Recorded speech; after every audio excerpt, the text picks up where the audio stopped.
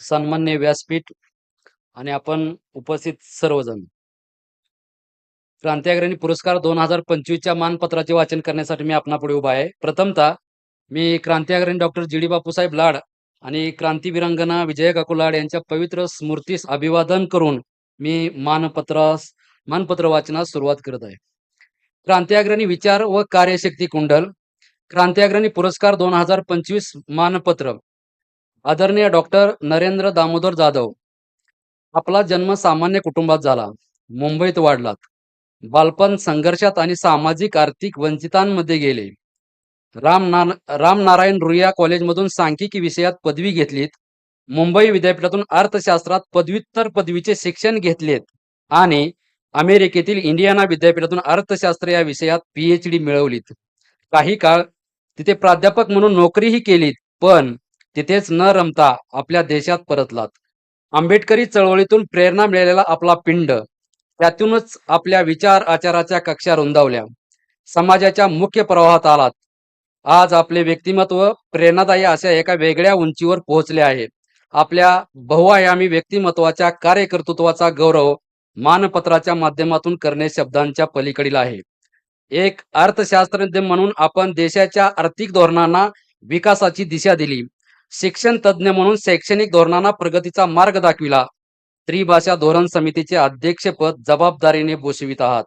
उच्च शिक्षणाला समाजाभिमुख बनवण्यावर आणि राष्ट्रीय स्तरावर शिक्षण पद्धती सुधारण्यावर भर दिला. पुणे विद्यापीठाचे कुलगुरू म्हणून समर्थ भारत अभियानाच्या माध्यमातून विद्यापीठाला जागतिक स्तरावर नेले. आपल्या वडिलांची महती सांगणारे आमचा बाप आणि मी हे आत्मचरित्रात्मक पुस्तक लिहिलेत.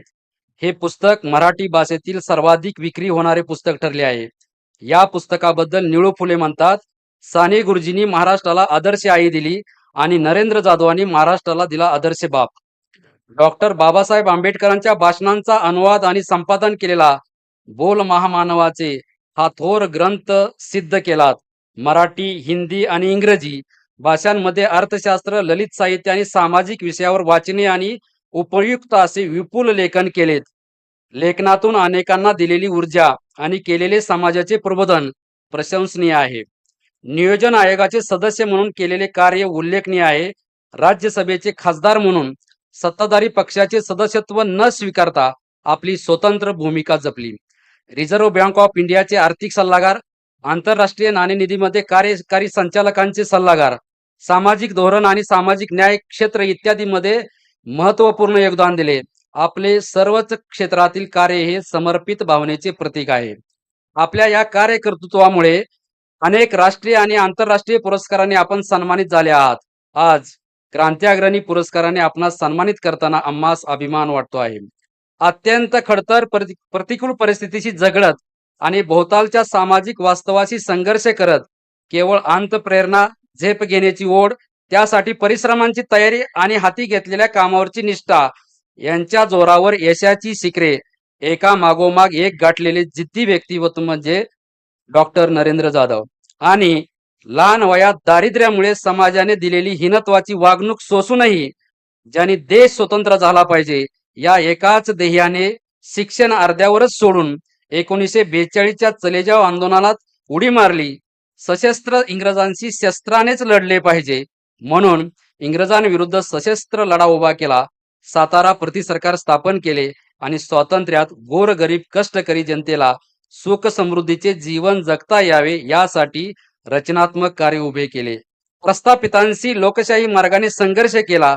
ते संघर्ष यात्री व्यक्तिमत्व म्हणजे क्रांती डॉक्टर जी.डी. बापू लाड. आपल्या आणि जी.डी. बापूंच्या कार्यामध्ये भिन्नता आहे, मात्र अंतिम ध्येयामध्ये एकरूपताच दिसते.